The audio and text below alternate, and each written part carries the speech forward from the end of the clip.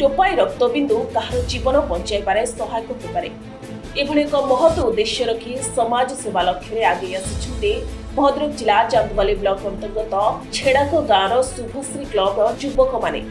एही अवसर में स्थानीय क्लब घर परिसर में एक रक्तदान शिविर आयोजन हो ओडिशा ब्लड सेंटर भद्रक कर्मचारी मानक सहयोगिता रे आयोजित एही ब्लड कैंप मंगलवार सकाळ 10टा समय आरंभ होइतिबा बेले दिन 2टा पर्यंत चलिथिला। 50 यूनिट रु अधिक रक्त संग्रह करा जिवो बोली प्रकाश करथिले क्लब रो संपादक। चलित वर्ष आम शुभश्री क्लब अनुकूल रक्तदान शिविर आयोजन करुचु एवं आमर जो मेन मोटो रही क्लब रो जो 3टी शो पर आम विशेष फोकस करुचु जे आम शिक्षा स्वास्थ्य और संस्कृति पर। तेणु से क्रम आज आम रक्तदान शिविर आयोजन करुचु। आगामी दिन लक्ष्य रखीचु कि गोटे स्वास्थ्य पर गोटे मेगा इवेंट करूँ से आम दाबी निश्चय आम उपस्थापन करूँ प्रशासन पाखे। आगामी दिन में शुभश्री क्लब एमती स्वास्थ्यमूलक और शिक्षामूलक सहित संस्कृतिमूलक कार्यक्रम जारी रही। हाँ मुझा कहली आप 3टी शो कथा कहली जो 3टा शो गुरुत्व देवा अर्थ शिक्षा स्वास्थ्य संस्कृति। शिक्षार मान बढ़ कि अंचल सहित स्वास्थ्यर अवगति विषय समस्त आम सचेतन कराऊँ।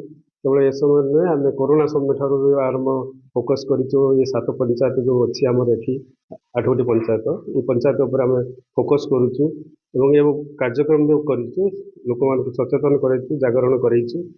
तेणु आम ये कार्यक्रम आगामी दिन जारी रखी बोली आम शपथ नहीं पाखापाखि आम 50 पाखापाखि रखीचु टार्गेट रखीचु। बर्तमान युवक मैंने अत्यधिक मात्रा उत्साहित अच्छा से आमको उत्साहित करुँच साहय सहयोग भी कर लक्ष्य आम आगे चलते। रक्तदान महत्वपूर्ण जहाँ कथार अच्छी से भाविकी आम ये रक्तदान शिविर आयोजन करुचु जे आमरी टोपाए टोपाए रक्तबिंदु कारी प्राण को जब बंचाई पार आम उपकृत हबू। आम शुभश्री क्लब उपकृत हम आम गाँव नाँटा बढ़ आम ये आशा नहीं रक्तदान शिविर आज को 5 वर्ष है आम आरंभ कर बर्तमान सुधा 15 यूनिट रक्त आम संग्रह कर सारे और 10:30 पाखर ये रक्तदान शिविर आरंभ हो 2:30 पर्यंत चालू रखी बोली भाविचु। रक्तदान शिविर जो एडवर्टाइजमेंट आम करूँ बहुत संख्यार युवक आसिक रक्तदान करुँच। चांदबाली प्रशांत कुमार पाणी रिपोर्ट सनस्टार टीवी।